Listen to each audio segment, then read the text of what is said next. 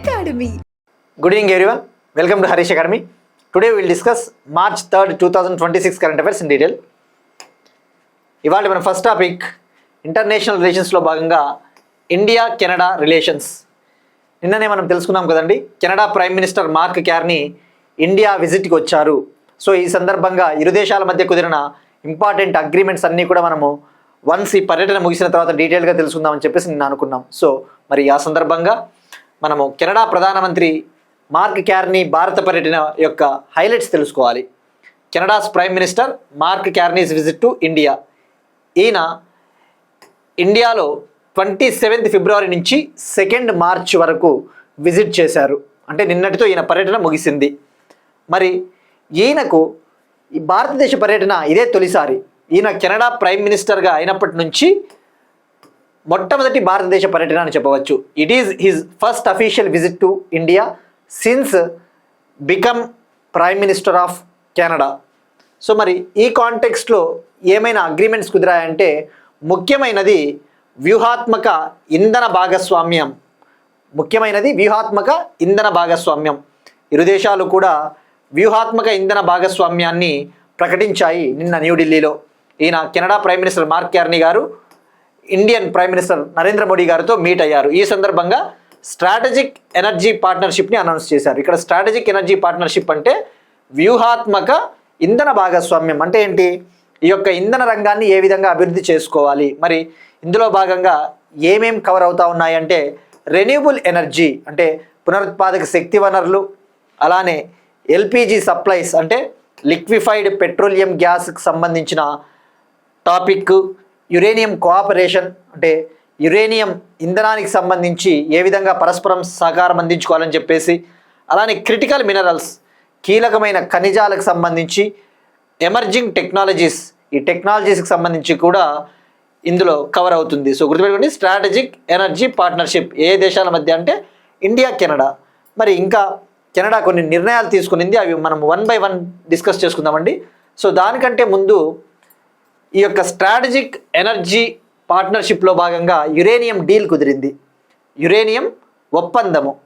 మరి ఏం చేయబోతా ఉన్నారు ఈ యురేనియం డీల్లో భాగంగా అంటే కెనడా మన న్యూక్లియర్ పవర్ రియాక్టర్స్కి అవసరమైన యురేనియంని సప్లై చేయబోతా ఉంది. ఇది $1.9 బిలియన్ యురేనియం డీల్. ఇందులో భాగంగా కెనడా ఇండియన్ న్యూక్లియర్ పవర్ రియాక్టర్స్కి 10 years పాటు 10 ఏళ్ల పాటు అవసరమైన యురేనియంని అందించబోతా ఉంది. అలానే ఇరు దేశాల మధ్య ఒక వాణిజ్య ఒప్పందాన్ని తీసుకురావాలి, ఈ సంవత్సరంలోనే దాన్ని తీసుకురావాలి అని చెప్పేసి నిర్ణయం తీసుకున్నారు. కాంప్రహెన్సివ్ ఎకనామిక్ పార్ట్నర్షిప్ అగ్రిమెంట్ని ఈ ఇయర్లోనే మనము కన్క్లూడ్ చేయాలి, సైన్ చేయాలి అని చెప్పేసి అనుకున్నారు. ఇక మరి ఇంకా ముఖ్యమైనది ఏంటి అంటే ఇరు దేశాలకు సంబంధించి ద్వైపాక్షిక వాణిజ్యం బైలేటరల్ ట్రేడ్ని పెంచాలి అని చెప్పేసి ఒక టార్గెట్ పెట్టుకున్నారు. 2030 కల్లా $50 బిలియన్ బైలేటరల్ ట్రేడ్ని ఇంక్రీజ్ చేయాలి అని చెప్పేసి టార్గెట్ పెట్టుకున్నాయి. ఇక కెనడా 2 ముఖ్యమైన నిర్ణయాలు తీసుకునింది. గ్లోబల్ బయోఫ్యూయల్స్ అలయన్స్లో జాయిన్ అవ్వాలి అని చెప్పేసి నిర్ణయం తీసుకునింది. అంటే అంతర్జాతీయ బయో ఇంధనాల కూటమి, ఇంటర్నేషనల్ సోలార్ అలయన్స్ అంతర్జాతీయ సౌర కూటమిలో జాయిన్ అవ్వాలని చెప్పేసి నిర్ణయం తీసుకునింది. అలానే ఇండియా కెనడా పార్లమెంటరీ ఫ్రెండ్షిప్ గ్రూప్ని ఏర్పాటు చేయాలని చెప్పేసి అనౌన్స్ చేశాయి. ఇక అలానే డిఫెన్స్కి సంబంధించి ఇండియా కెనడా డిఫెన్స్ డైలాగ్ని ఏర్పాటు చేస్తూ ఉన్నట్టు ప్రకటించాయి. సో ఇక్కడ మీరు తెలుసుకోవాల్సింది ఏంటండి, ఈ ఫస్ట్ టాపిక్ అనేది మీరు ఇంటర్నేషనల్ రిలేషన్స్ పాయింట్ ఆఫ్ వ్యూలో మాత్రమే చూడొద్దండి, ఎన్విరాన్మెంట్ పాయింట్ ఆఫ్ వ్యూలో చూడండి, ఎకానమీ పాయింట్ ఆఫ్ వ్యూలో చూడండి, న్యూక్లియర్ ఎనర్జీ పాయింట్ ఆఫ్ వ్యూలో చూడండి. ఎందుకంటే ఈ టాపిక్లో మనం చాలా విషయాల్ని చర్చించుకోబోతా ఉన్నాం నెక్స్ట్ స్లైడ్లో. మరి ఇక్కడ ఆస్పిరెంట్స్కి ఒక చిన్న గమనిక ఏంటంటే మనం ఎప్పుడైనా కూడా ఇక్కడ మీరు చూస్తే Canada global biofuels alliance, international solar అలయన్స్లో జాయిన్ అవ్వడానికి ఓకే చెప్పింది. మరి ఎప్పుడైనా కానీ మనం తెలుసుకోవాల్సింది ఎన్ని మెంబర్స్ ఉన్నాయి ఈ గ్రూపులలో, ఇమ్మీడియట్గా మనం క్వశ్చన్ చేసుకోవాలా. గ్లోబల్ బయోఫ్యూయల్ అలయన్స్ ISAలో మరి పేపర్లలో ఒక్కొక్కసారి అప్డేట్స్ ఇవ్వడు. ఎన్ని మెంబర్స్ ఉన్నాయి అంటే మనకి సరైన క్లారిటీ ఉండదు. కాబట్టి ఎప్పుడైనా ఇటువంటి అంతర్జాతీయ సంస్థలకు సంబంధించి మీరు అఫీషియల్ వెబ్సైట్ చెక్ చేయాలండి. అది అభ్యర్థులకి నేను మళ్ళీ పదే చెప్పేది అదొక్కటే. ఎందుకంటే మీరు అఫీషియల్ వెబ్సైట్ ఎలా చెక్ చేయాలి అంటే international solar alliance member countries official website అని చెప్పేసి సెర్చ్ చేయండి. మనకి మెంబర్ కంట్రీస్ ఎన్ని ఉన్నాయో వస్తాయి. ఇప్పుడు చూడండి, ఇంటర్నేషనల్ సోలార్ అలయన్స్ అన్నాను, ఇది అఫీషియల్ వెబ్సైటు.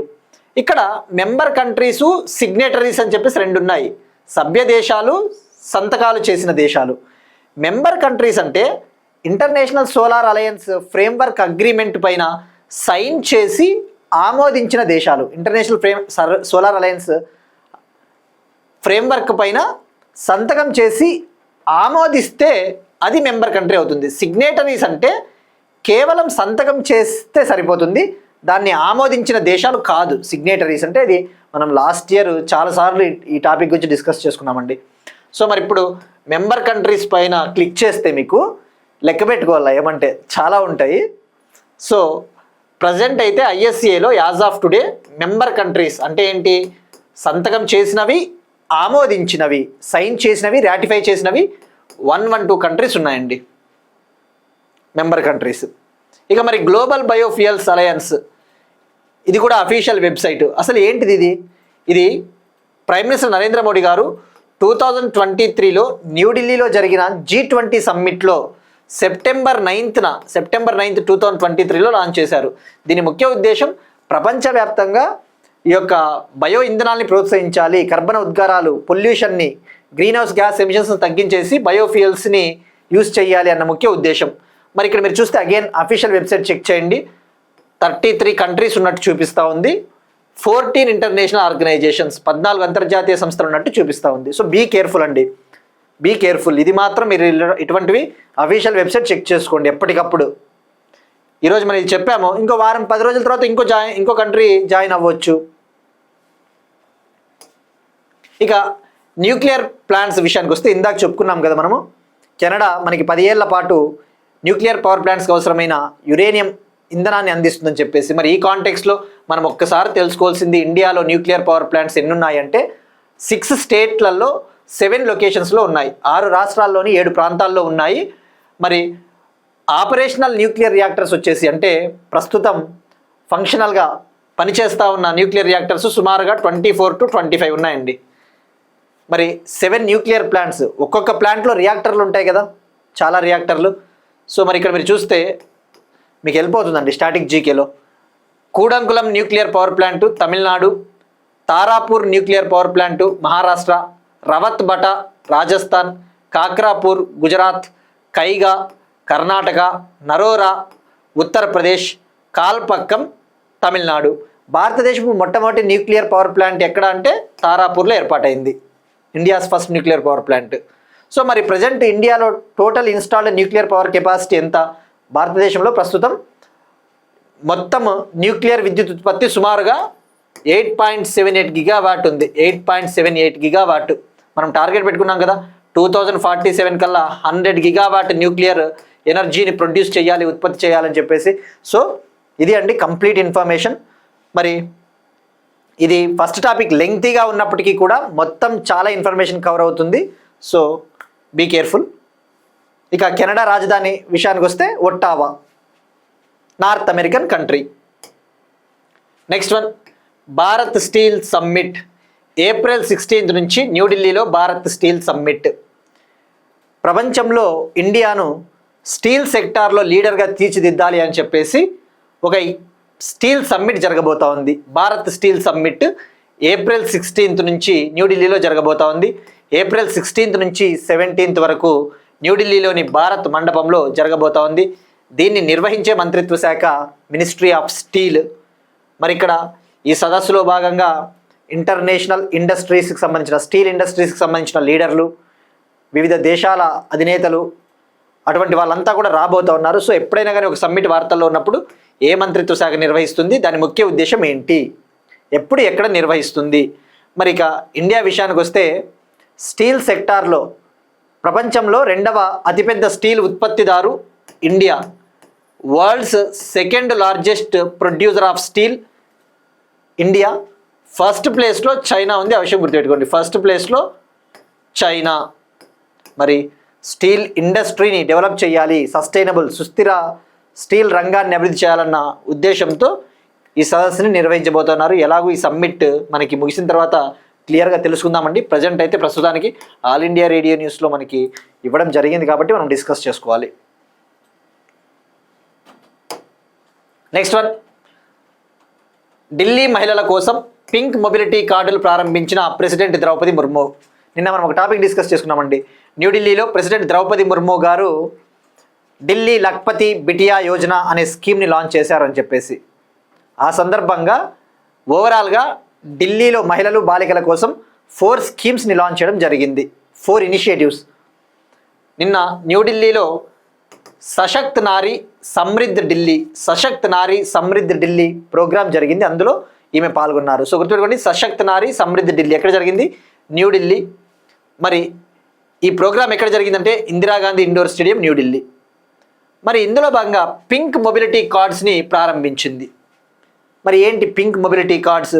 మొబిలిటీ అంటేనే మనకి తెలుగులో ఏంటి మీనింగ్? మొబిలిటీ అంటే ప్రయాణము, ఒక ప్రదేశం నుంచి ఇంకో ప్రదేశానికి చలనము, కదలిక, అది మొబిలిటీ. సో మరి పింక్ మొబిలిటీ కార్డ్స్ ట్రావెల్కి సంబంధించినవి, ప్రయాణానికి సంబంధించిన కార్డులు. మీరు చూస్తే మనము లాస్ట్ ఇయర్ ఒక టాపిక్ డిస్కస్ చేసుకున్నాం, సహేలీ పింక్ కార్డ్స్ అనే ఒక టాపిక్. ఢిల్లీ ప్రభుత్వము సహేలీ పింక్ స్మార్ట్ కార్డ్స్ని లాంచ్ చేయబోతోందని చెప్పేసి. ఏంటి అసలు ఇది? న్యూఢిల్లీలో ఉమెన్కి, ట్రాన్స్జెండర్స్కి ఫ్రీ బస్ ట్రావెల్ అందిస్తున్నారు. ఉచిత బస్సు పథకం అమలు అవుతూ ఉంది. సో మొన్నటి వరకు న్యూఢిల్లీలో మహిళలకి, ట్రాన్స్జెండర్స్కి ట్రావెల్ చేయడం కోసం పింక్ టికెట్స్ ఇచ్చేవాళ్ళు, పింక్ పేపర్ టికెట్స్ ఇచ్చేవాళ్ళు. మరి ఇప్పుడు ఆ పేపర్ టికెట్ల ప్లేస్లో ఈ సహేలీ పింక్ స్మార్ట్ కార్డ్స్ని ప్రకటించారు, లాంచ్ చేశారు.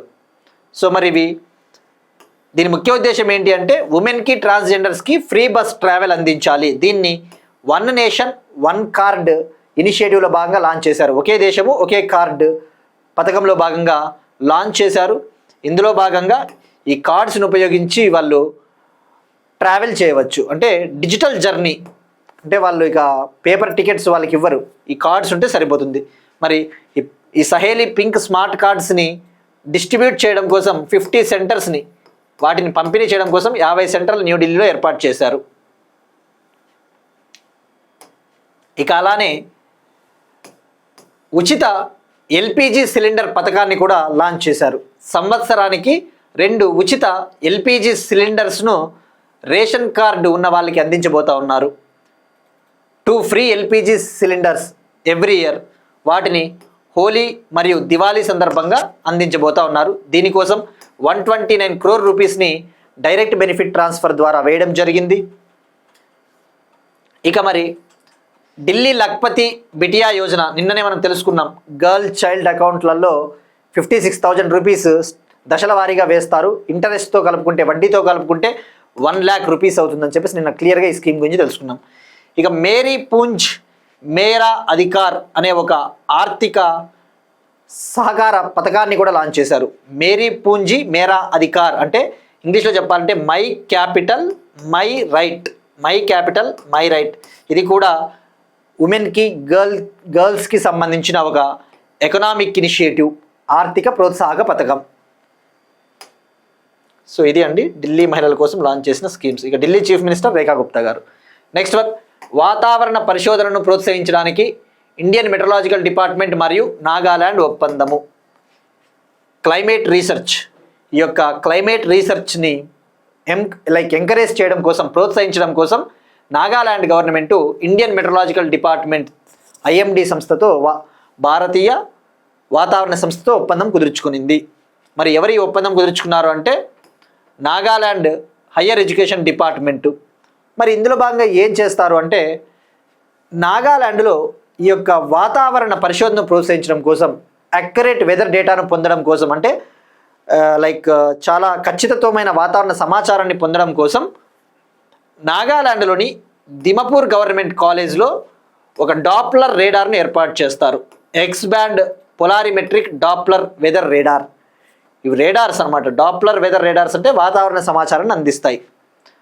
మరి దీనిని మిషన్ మౌసమ్ స్కీమ్ కింద ఈ రేడార్ని ఏర్పాటు చేయబోతా ఉన్నారు. మిషన్ మౌసమ్ స్కీమ్ కింద ఏర్పాటు చేయబోతా ఉన్నారు. ఈ ఒప్పందము 20 years పాటు అమల్లో ఉంటుంది. ఈ అగ్రిమెంట్ 20 years పాటు వ్యాలిడిటీ. సో మరి ఇక్కడ తెలుసుకోవాల్సింది మిషన్ మౌసమ్ అనేది మినిస్ట్రీ ఆఫ్ ఎర్త్ సైన్సెస్ యొక్క ప్రోగ్రామ్ అని చెప్పవచ్చు. ఎర్త్ సైన్సెస్ మంత్రిత్వ శాఖ ప్రోగ్రామ్ అని చెప్పవచ్చు. దీని ముఖ్య ఉద్దేశం ఇండియాలో వెదర్ రీసెర్చ్ని డెవలప్ చేయాలి, వాతావరణ పరిశోధన అభివృద్ధి చేయాలి, అక్యురేట్ వెదర్ డేటాను పొందాలి, ఖచ్చితమైన వాతావరణ సమాచారాన్ని పొందడం కోసం మిషన్ మౌసమ్ని 2024 January 15th లాంచ్ చేయడం జరిగింది. మరి ఇక్కడ ఐఎండి ఇండియన్ మెట్రలాజికల్ డిపార్ట్మెంట్ ఏం చేస్తుంది, మనకి వాతావరణ సమాచారాన్ని ఇస్తుంది కదా. ఐఎండి ఎప్పుడు ఏర్పాటైంది? 1875 January 15th. దీని హెడ్ క్వార్టర్స్ న్యూఢిల్లీ. ఇది ఏర్పాటయ్యి 150 years పూర్తయిన సందర్భంగా 150వ ఆవిర్భావ దినోత్సవ వేడుకల్లో భాగంగా 150th ఫౌండేషన్ సెలబ్రేషన్స్లో భాగంగా 2024 January 15th మిషన్ మౌసమ్ని లాంచ్ చేశారు. దీన్ని అమలు చేసేది ఐఎండి, ఇంప్లిమెంట్ చేసేది ఐఎండి. మరి ఐఎండికి ప్రస్తుతం ఎవరున్నారు హెడ్? మృత్యుంజయ మహాపాత్ర కదా. మృత్యుంజయ మహాపాత్ర, ఆయన పేరు మృత్యుంజయ మహాపాత్ర. ఆయన్నే సైక్లోన్ మ్యాన్ ఆఫ్ ఇండియాగా పిలుస్తారు. మనం ఆల్రెడీ చాలా టైమ్స్ తెలుసుకున్నామండి, cyclone man of India, right. So ఇది ఐఎండికి నాగాలాండ్కి మధ్య ఒప్పందం. Next one, Telangana current affairs. Telangana government health mission 100 అనే ఒక ప్రోగ్రామ్ని లాంచ్ చేసింది. Health mission 100, government of Telangana launched health mission 100. మరి ఏంటిది? ఇది పేర్లోనే ఉంది.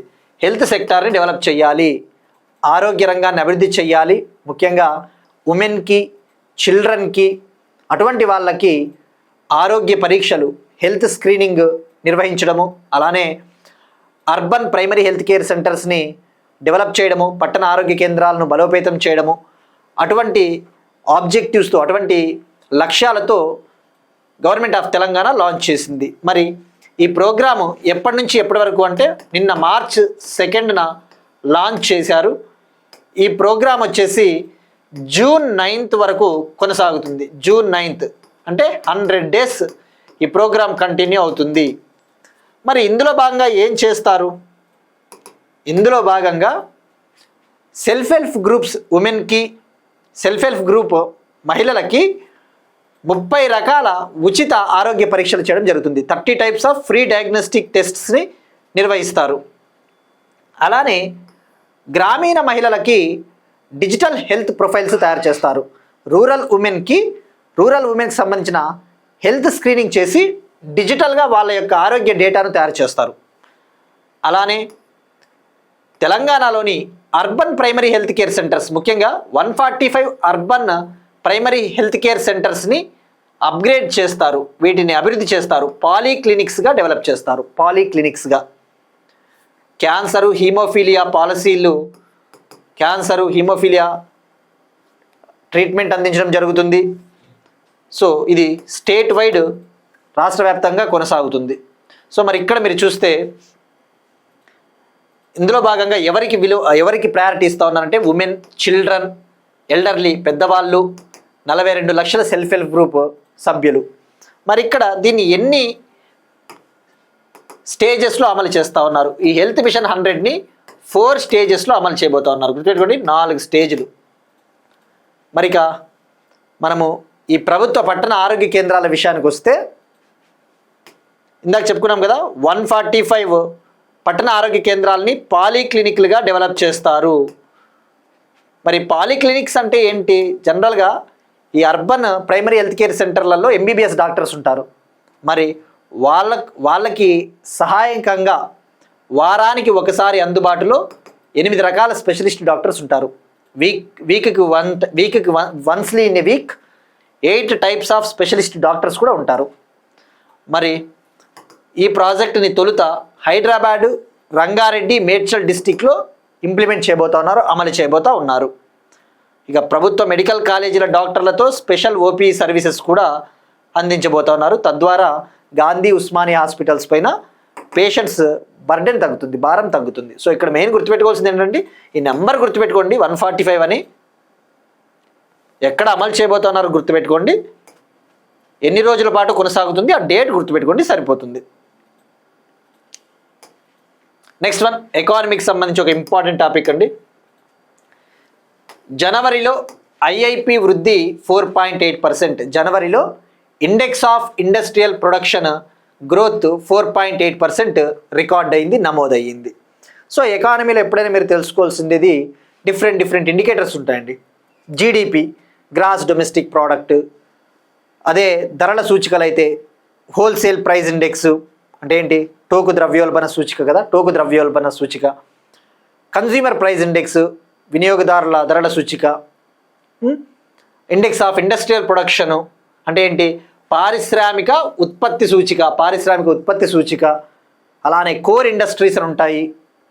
మరి ఇటువంటివి మనం ఎప్పుడైనా ఎగ్జామ్ పాయింట్ ఆఫ్ వ్యూలో తెలుసుకోవాల్సింది, ట్రెండ్స్ తెలుసుకోవాలా, ఏ విధంగా మనకి ఇవి వృద్ధి నమోదవుతా ఉంది అని చెప్పేసి.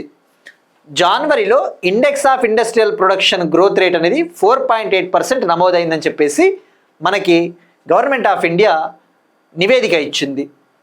మరి ఇది గత 3 నెలల్లోనే చాలా తక్కువ అని చెప్పవచ్చు.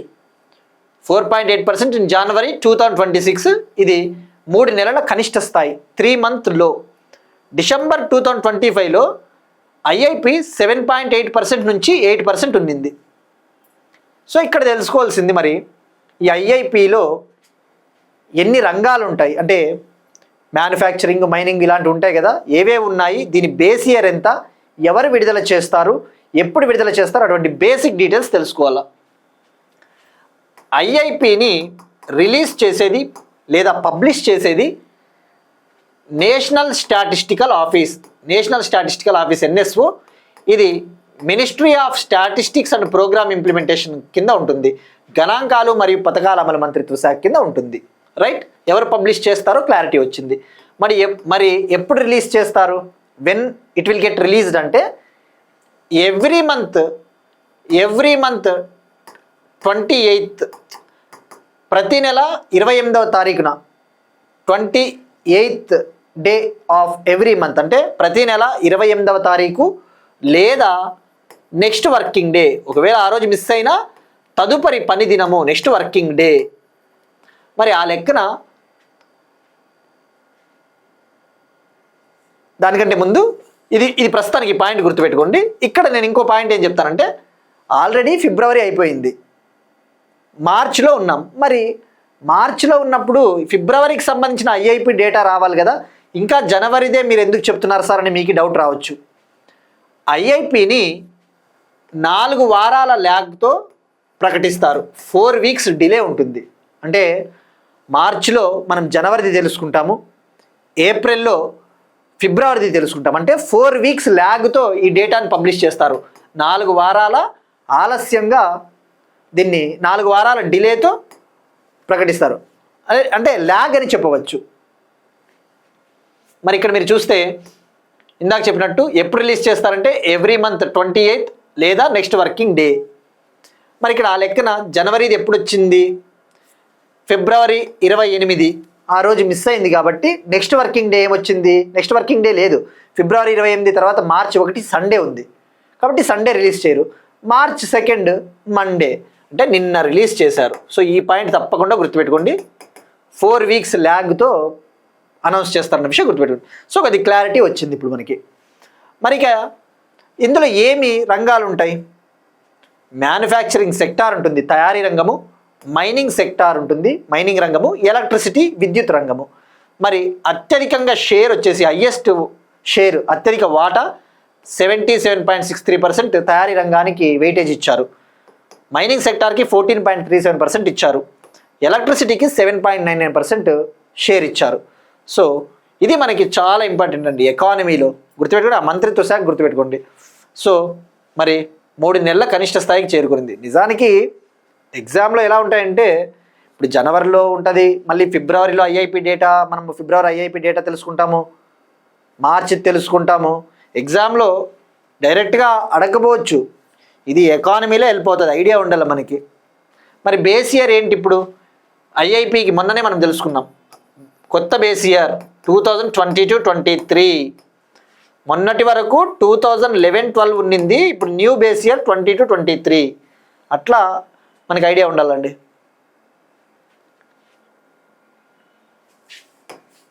నెక్స్ట్ వన్, భూగర్భ జలాల్లో నివసించే కొత్త చేప జాతి గిచక్ నకనా. అస్సాంలో భూగర్భ జలాల్లో నివసించే కొత్త చేప జాతిని కనుగొన్నారు శాస్త్రవేత్తలు. దాని పేరు Gichak Nakana. New ground water dwelling fish species Gichak Nakana discovered in Assam. అంటే ఏంటి? ఈ యొక్క గ్రౌండ్ వాటర్లో నివసిస్తుంది ఇది. మరి మనకి ఎగ్జామ్ పాయింట్ ఆఫ్ వ్యూలో ఇటువంటి స్పీషీస్ ఎప్పుడు కూడా వార్తల్లో ఉంటూనే ఉంటాయి. ఏదో ఒక రాష్ట్రంలో ఏదో ఒక మొక్కను కనుగొన్నారు, పక్షిని కనుగొన్నారు, జంతువుని కనుగొన్నారు, జీవిని కనుగొన్నారు, ఇటువంటి వస్తూనే ఉంటాయండి. నువ్వు ఎగ్జామ్ పాయింట్ ఆఫ్ వ్యూ ఎలా తీసుకోవాలి అంటే ఎక్కడ కనుగొన్నారు, దాని పేరేంటి, దాని క్యారెక్టరిస్టిక్స్, దాని కొన్ని లక్షణాలు తెలుసుకుంటే సరిపోతుంది. అంతకుమించి మనం ఎక్కువ పోవాల్సిన అవసరం కూడా ఉండదు. రైట్. సో ఎక్కడ కనుగొన్నారు? అస్సాంలో. రైట్. గిచక్ నకనా. మరి గిచక్ నకనా అంటే మీనింగ్ ఏంటి? మీరు చూస్తే ఇది రెడ్ కలర్లో ఉంది. ఇక్కడ రెడ్ కలర్లో ఉంది చేప. గారో లాంగ్వేజ్లో, గారో భాష, మనకి Garo hills, Khasi hills, Jaintia hills మనం జాగ్రఫీలో చదువుతాం. గారో కొండలు, కాశీ కొండలు, జైంతియా కొండలు. మరి గారో ట్రైబ్స్ నివసిస్తారు, గారో తెగ ప్రజలు. సో ఆ గారో లాంగ్వేజ్, గారో భాషలో చెప్పాలి అంటే గిచ్చక్ అంటే, గిచ్చక్ అంటే రెడ్ కలర్ అని అర్థము. నకనా అంటే బ్లైండ్ అని అర్థము. అంటే ఇది బ్లైండ్ ఫిష్, దీనికి కంటి చూపు ఉండదు అన్న విషయం గుర్తుపెట్టుకోండి, సరిపోతుంది. రైట్. ఇక Assam chief minister Himanta Biswa Sarma. Next one, డిఫెన్స్కి సంబంధించి విజయవంతంగా ముంబై తీరం చేరుకున్న ఐఎన్ఎస్వి కౌండిన్య. విజయవంతంగా ముంబై తీరం చేరుకున్న INSV Kaundinya. INSV Kaundinya successfully reached Mumbai coast. Successfully completed her maiden overseas voyage to sultanate of Oman. Right. So ఇక్కడ మరి ఐఎన్ఎస్వి అంటే ఏంటి? Indian naval sailing vessel. Indian naval sailing vessel. మరి మనం లాస్ట్ ఇయర్ అప్పుడే తెలుసుకున్నాం కదండి ఈ టాపిక్. ఐఎన్ఎస్వి కౌండిన్య అంటే ఏంటో మనం ఫస్ట్ 1 by 1 తెలుసుకుందామండి. ఇది ఒక ట్రెడిషనల్ షిప్ అని చెప్పవచ్చు. ఇది ఇంజన్లెస్ షిప్, అంటే దీనికి ఇంజన్ ఉండదు. దీన్ని ఎలా తయారు చేశారు అంటే వుడ్, చెక్క కలపతో, చెక్క మరియు కొన్ని రకాల సహజ రెజిన్లు, న్యాచురల్ పదార్థాలను ఉపయోగించి తయారు చేశారు. మరి ఆ టెక్నిక్ని ఏమంటారు అంటే టంకై మెథడ్. టంకై టెక్నిక్ అంటే ఏంటి? Traditional ship building technique. గుర్తుపెట్టుకోండి, చెక్కలతో తయారు చేశారు. మరి ఇక్కడ కౌండిన్య అంటే ఎవరు? కౌండిన్య అంటే ఈయన భారతదేశపు సముద్రయాత్రికుడు, ఇండియాస్ ఏన్షియంట్ మ్యారిటైమ్ ట్రావెలర్. ఈయన ఇండియా నుంచి సౌత్ ఈస్ట్ ఏషియాకి ట్రావెల్ చేసేవాడు షిప్లలో. సో అందుకు అతని పేరు పెట్టారు. మరి ఇక్కడ అసలు ఈ ఐఎన్ఎస్వి కౌండిన్యాన్ని తయారు చేయడానికి వీళ్ళు స్ఫూర్తి ఎక్కడి నుంచి తీసుకున్నారంటే అజంతా గుహలు, మహారాష్ట్రలోని అజంతా గుహలలో 5th century AD, 5వ సెంచరీ ఏడీకి సంబంధించిన అజంతా గుహలలో కేవ్ నెంబర్ 17, అవసరం లేదండి కేవ్ నెంబరు 17వ గుహలో ఈ యొక్క ఇటువంటి షిప్కి సంబంధించిన చిత్రాలు ఉన్నాయి, పెయింటింగ్స్. ఆ పెయింటింగ్స్ నుంచి ఇన్స్పిరేషన్ తీసుకున్నారు. సో మరి ఇక్కడ మనం తెలుసుకోవాల్సింది ఇంకా పాయింట్స్ ఏమున్నాయి. ఇది లాస్ట్ ఇయర్ December 29న గుజరాత్లోని పోర్బందర్ నుంచి ఒమన్ కంట్రీలోని మస్కట్కు పర్యటన స్టార్ట్ చేసింది. ఒమన్ పర్యటన ముగించుకొని ఇప్పుడు ముంబైకి వచ్చింది. గుర్తుపెట్టుకోండి, స్టార్ట్ చేసిందేమో పోర్బందర్ గుజరాత్, చేరుకున్నదేమో ముంబై మహారాష్ట్ర. మరి ఎవరు స్వాగతం పలికారు అంటే డిఫెన్స్ స్టేట్ మినిస్టర్, రక్షణ శాఖ సహాయ మంత్రి సంజయ్ సేతు గారు ఘనంగా స్వాగతం పలికారన్న విషయం గుర్తుపెట్టుకోండి. రైట్. మరి ఇక్కడ దీన్ని ఎవరు తయారు చేశారో కూడా ఇంపార్టెంట్ కదా మనకి. దీన్ని మినిస్ట్రీ ఆఫ్ కల్చర్ మంత్రిత్వ శాఖ, ఇండియన్ నేవీ, భారత నేవీ మరియు గోవాకు చెందిన ఒక private ship building company Hodi innovations అనే ఒక కంపెనీ సహకారంతో దీన్ని తయారు చేశారు. రైట్. సో ఇది అండి ఐఎన్ఎస్వి కౌండిన్య. మరి దీని ముఖ్య ఉద్దేశం ఏంటి? భారతదేశ ప్రాచీన సముద్రయాన వారసత్వాన్ని ప్రపంచ దేశాలకు తెలియజేయడము, ఇండియా యొక్క ఏన్షియంట్ మ్యారిటైమ్ లెగసీని డిస్కవర్ చేయడము, అలానే ఇండియాకి ఒమన్కి మధ్య సంబంధాలను బలోపేతం చేయడం, ఇంక్రీజ్ చేయడం. సో ఇది సరిపోతుందండి, మోర్ దెన్ ఎనఫ్. ప్రతి పాయింట్ కవర్ అయింది. సో ఈ టంకాయ్ మెథడ్ అనే పేరు గుర్తుపెట్టుకోండి. నెక్స్ట్ వన్, హెల్త్కి సంబంధించి డిసీజెస్, వార్తల్లో ఉన్న వ్యాధులు. Meningococcal bacterial infection. మేఘాలయలో మెనింగోకాకల్ బ్యాక్టీరియల్ ఇన్ఫెక్షన్ మరణాలు నమోదవుతూ ఉన్నాయి. మేఘాలయ గవర్నమెంట్ అడ్వైజరీ జారీ చేసింది, అంటే జాగ్రత్తలు జారీ చేసింది. సో మరి ఎగ్జామ్ పాయింట్ ఆఫ్ వ్యూ మనం తెలుసుకోవాల్సింది, ఈ మెనింగోకాకల్ బ్యాక్టీరియల్ ఇన్ఫెక్షన్ 2 మరణించారు మేఘాలయలో. సో ఎప్పుడైనా ఎగ్జామ్ పాయింట్ ఆఫ్ వ్యూ మనం తెలుసుకోవాల్సింది ఆ డిసీజు ఏ విధంగా వ్యాప్తి చెందుతుంది, ఇది బ్యాక్టీరియల్ ఇన్ఫెక్షనా, వైరల్ ఇన్ఫెక్షనా, లైక్ ప్రోటోజోవల్ ఇన్ఫెక్షనా, అటువంటివి తెలుసుకోవాలి. ఎలా వ్యాప్తి చెందుతుంది, సిమ్టమ్స్, లక్షణాలు ఏంటి, ట్రీట్మెంట్ ఏమైనా ఉందా, అటువంటి బేసిక్ థింగ్స్ తెలుసుకోవాలండి. పేర్లోనే ఉంది, ఇది బ్యాక్టీరియల్ ఇన్ఫెక్షన్, అంటే బ్యాక్టీరియా ద్వారా వస్తుంది. మరి ఇక్కడ ఏంటి అసలు మీరు చూస్తే ఎలా ఉంది ఈ వ్యాధి? మీరు చూస్తే ఈ వ్యాధి వచ్చినప్పుడు ఇట్లా స్కిన్ పైన ర్యాషెస్ వస్తాయి రెడ్గా. అది ఫైనల్ స్టేజ్లో ఇక పూర్తిగా చర్మం ఇలా అయిపోతుంది, మరణం సంభవిస్తుంది. సో మరి ఇక్కడ మెనింగోకాకల్ బ్యాక్టీరియల్ ఇన్ఫెక్షన్ ఎలా వస్తుంది ఇది అంటే, ఒక బ్యాక్టీరియా ద్వారా, ఆ బ్యాక్టీరియం పేరు నిస్సేరియా మెనింజిటైడిస్. నిస్సేరియా మెనింజిటైడ్స్ అనే ఒక బ్యాక్టీరియా ద్వారా వస్తుంది. మరి ఇక్కడ పేరులోనే ఉంది, మెనింజెస్ అంటే మనకి బయాలజీలో చదువుతాం. మెనింజెస్ అంటే ఇవి మెంబ్రెయిన్స్, పొరలు. మన యొక్క బ్రెయిన్, స్పైనల్ కార్డ్, బ్రెయిన్ వెన్నెముక పైన ఉండే పొరలు మెంబ్రెయిన్. మరి అటువంటి మెనింజెస్ని అటాక్ చేస్తుంది బ్యాక్టీరియా. తద్వారా ఇన్ఫ్లమేషన్, ఇలా వాపులు వస్తాయి. సో మరి ఏ విధంగా ఇది వ్యాప్తి చెందుతుంది అంటే, లైక్ కంటాజియస్ అని చెప్పవచ్చు. ఒకరి నుంచి ఒకరికి వ్యాప్తి చెందుతుంది. ఎవరికైతే ఈ వ్యాధి వచ్చి ఉంటుందో వాళ్ళు తుమ్మినప్పుడు, లేదా వాళ్ళ లాలాజలము వేరే వాళ్ళ మీద పడినప్పుడు, రెస్పిరేటరీ మోడ్స్ ద్వారా, వాళ్ళ సెలైవా లేదంటే వాళ్ళు స్పిట్ చేసినప్పుడు. సో దూరంగా ఉండాలి, క్రౌడెడ్ ప్లేసెస్లోకి పోకూడదని చెప్పింది.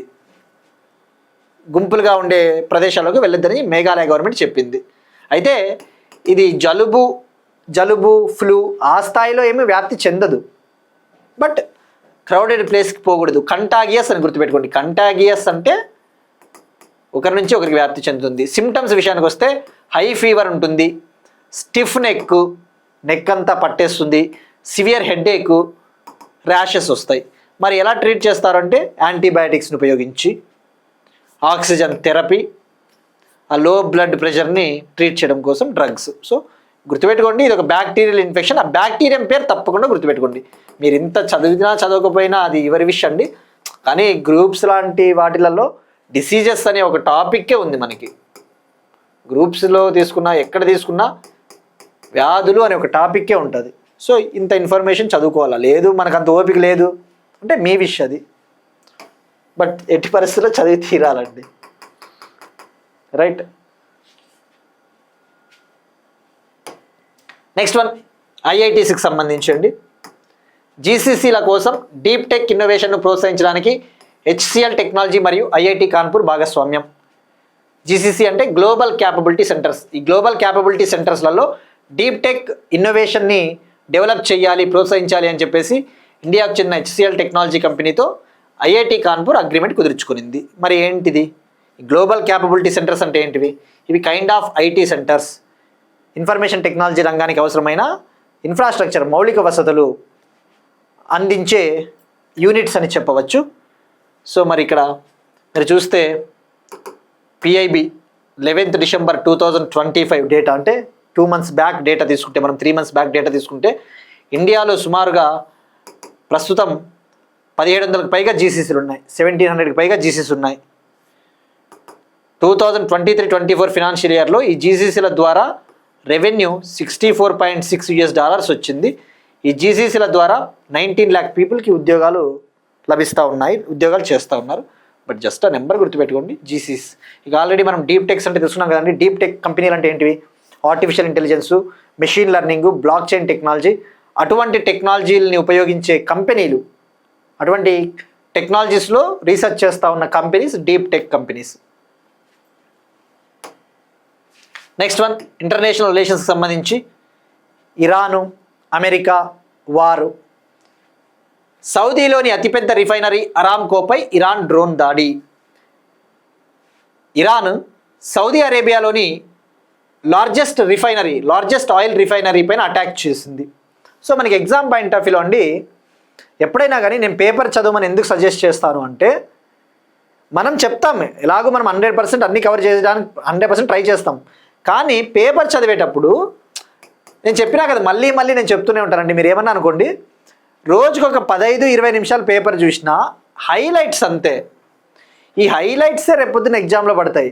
ఇక్కడ వాడు ఏమన్నాడు, అరామ్కో రిఫైనరీ చూడంగానే సౌదీ, ఇంకా మళ్ళీ నువ్వు ఈ డెప్త్ అంతా చదవాల్సిన అవసరం కూడా ఉండదు. పేపర్లో, న్యూస్ పేపర్లో చెత్తే ఉంటుంది నీకు ఓపిక లేకపోతే. ఓపిక ఉందనుకో హెడ్లైన్స్ చదివినా సరిపోతుంది. సో ఇప్పుడు అసలు పాయింట్కి వద్దామండి, టాపిక్కి వద్దాము.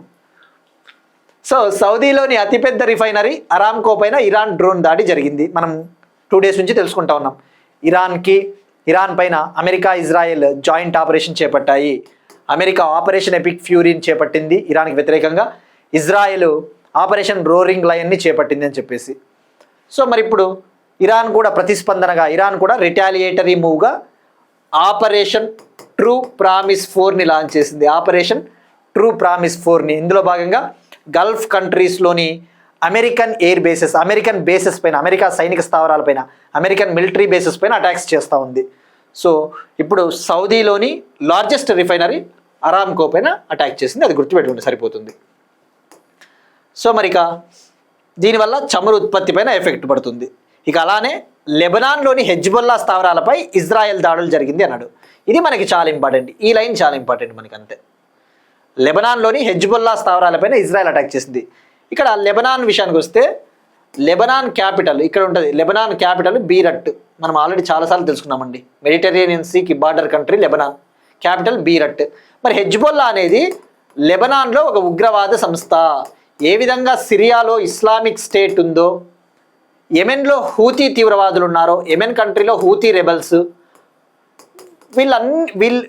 వీళ్ళని ఇండైరెక్ట్గా ఇరాను సపోర్ట్ చేస్తుంది.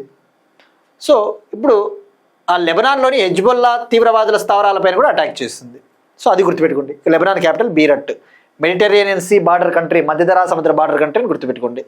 ప్రతిదీ ఇంపార్టెంట్ అండి. నేను మ్యాప్ ఎందుకు పెడుతున్నానంటే, ఇక్కడ నిజానికి మ్యాప్ పెట్టాల్సిన అవసరం లేదు, ఊరికే చెప్పుకుంటూ వెళ్ళిపోవచ్చు.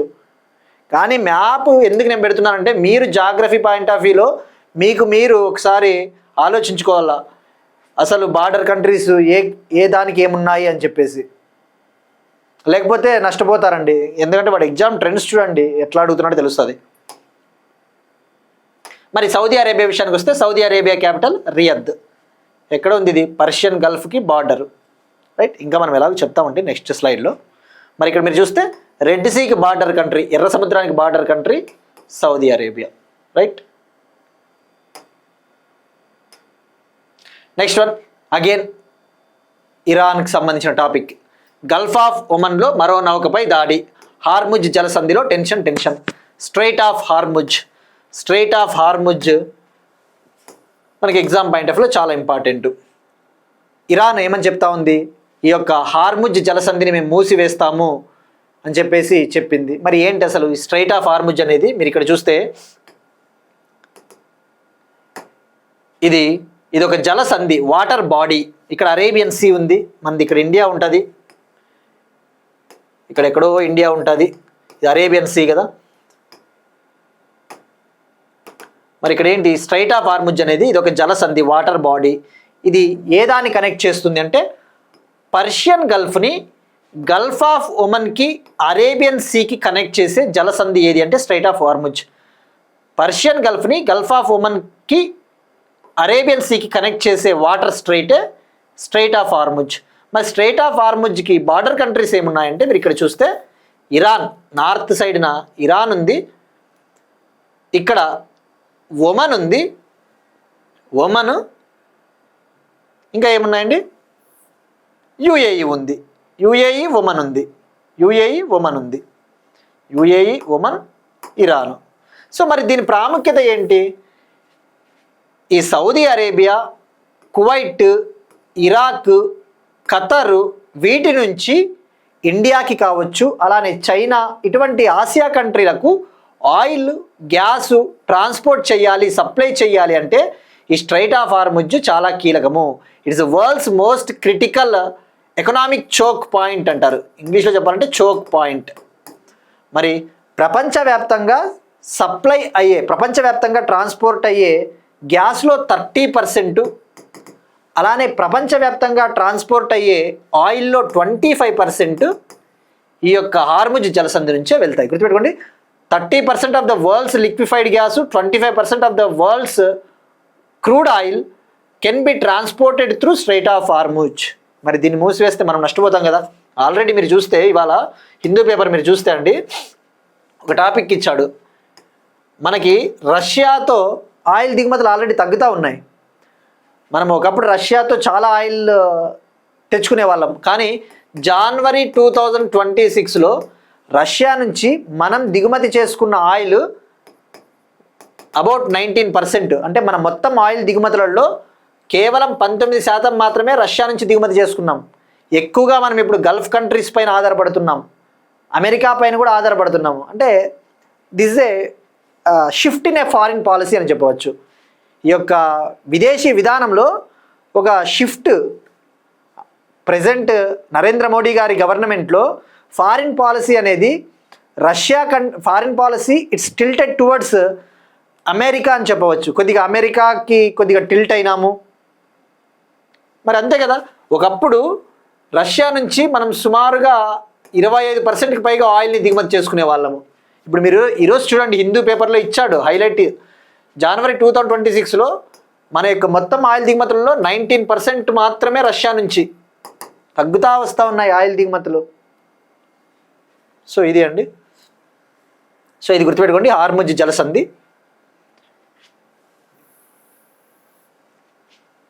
ఇంతకుమించి ఏముండదండి, మీరు చదివినా కూడా సోదే ఉంటుంది. సో ఇది చెప్పిందే ఇంగ్లీష్లో ఉందండి ఇక్కడ అంతే. నెక్స్ట్ వన్, పుస్తకం మహాత్మా ఏ గ్రేట్ కమ్యూనికేటర్ పుస్తకాన్ని విడుదల చేసిన కేంద్ర మంత్రి doctor Mansukh Mandaviya, union sports minister, అలానే union labour and employment minister, కార్మిక మరియు ఉపాధి మంత్రిత్వ శాఖ మంత్రి మన్సుఖ్ మాండవ్య గారు న్యూఢిల్లీలో మహాత్మా గాంధీ గారికి సంబంధించిన ఒక పుస్తకాన్ని రిలీజ్ చేశారు, మహాత్మా ఏ గ్రేట్ కమ్యూనికేటర్. ఈ పుస్తకాన్ని 3 లాంగ్వేజెస్లో రిలీజ్ చేయడం జరిగింది, హిందీ, ఇంగ్లీష్, గుజరాతీలో. మరి ఈ పుస్తకాన్ని ఎవరు రాశారు అంటే Akashvani news additional director general doctor Dheeraj Kakadia, ఈయన author.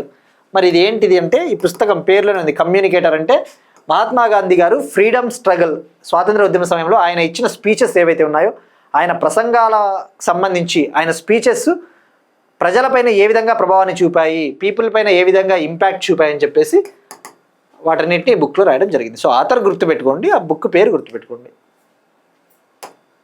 Next one, KP Unnikrishnan కన్నుమూత. మనకి పర్సన్స్ ఇన్ న్యూస్ అండి, పర్సన్స్ ఇన్ న్యూస్ వార్తల్లో ఉన్నప్పుడు మనం తెలుసుకోవాలా. మాజీ కేంద్ర మంత్రి, former union minister KP Unnikrishnan garu 89 years ఏజ్లో కేరళలో మరణించారు. ఈయన కేరళ రాష్ట్రానికి చెందినవారు. ఈయన విపి సింగ్ గవర్నమెంట్లో, భారతదేశానికి 7th ప్రైమ్ మినిస్టర్గా పనిచేసిన విపి సింగ్ గారి గవర్నమెంట్లో ట్రాన్స్పోర్టు, షిప్పింగు, టెలికమ్యూనికేషన్ మినిస్టర్గా పనిచేశారు 1989 నుంచి 90 వరకు.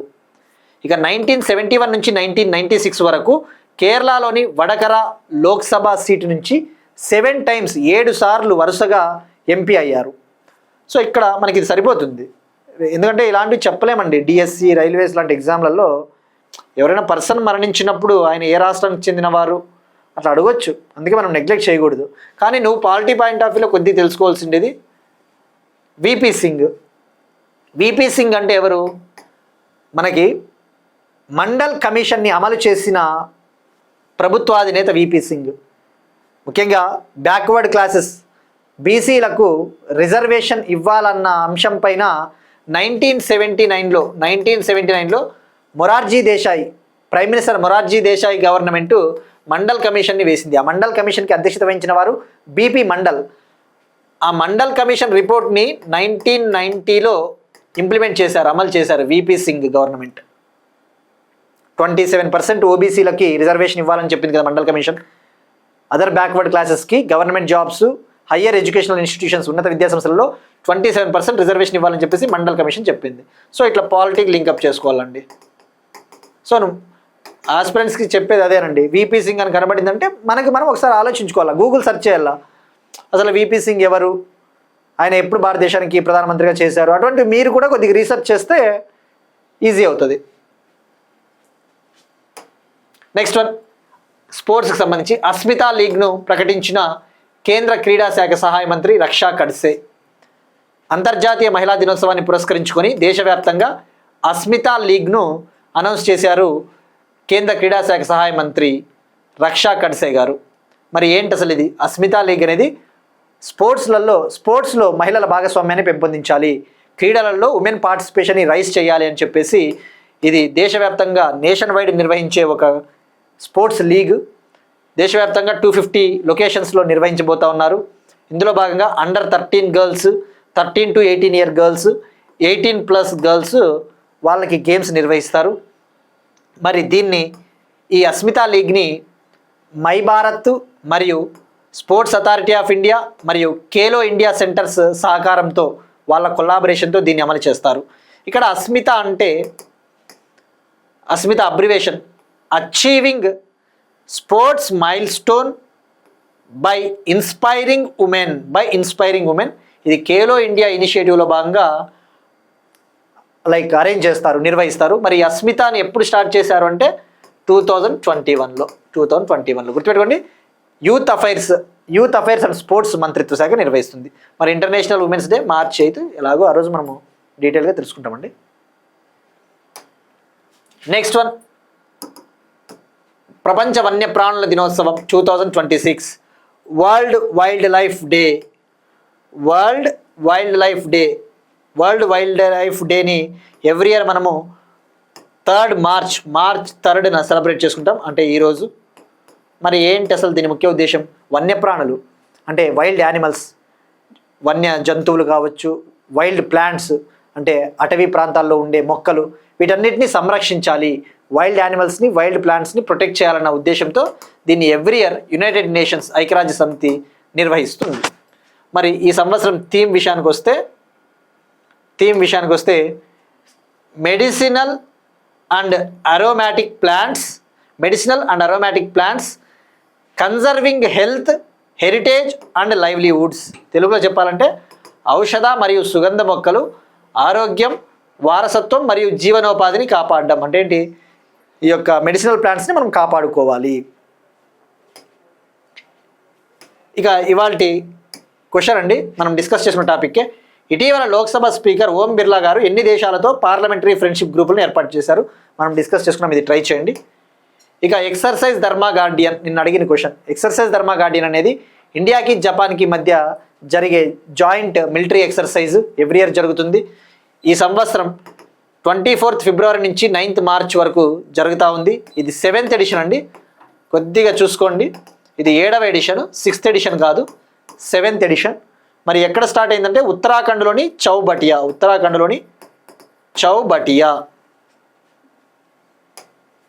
ఇవి ఇవాల్టి కరెంట్ అఫైర్స్. మనం ఒకసారి క్విక్గా రికాప్ చూద్దాం.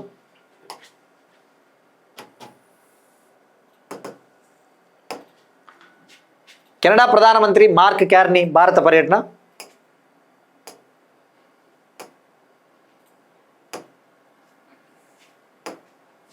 ఏప్రిల్ 16 నుంచి న్యూఢిల్లీలో Bharat steel summit.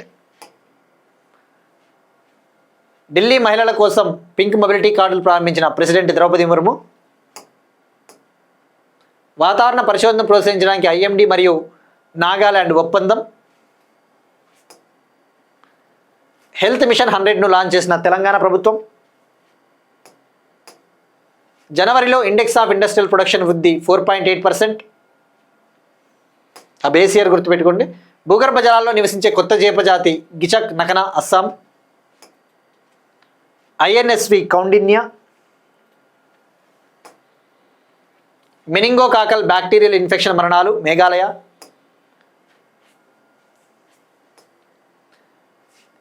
IIT Kanpur HCL technology ఒప్పందం. సౌదీలోని అతిపెద్ద రిఫైనరీ అరామ్కోపై ఇరాన్ డ్రోన్ దాడి.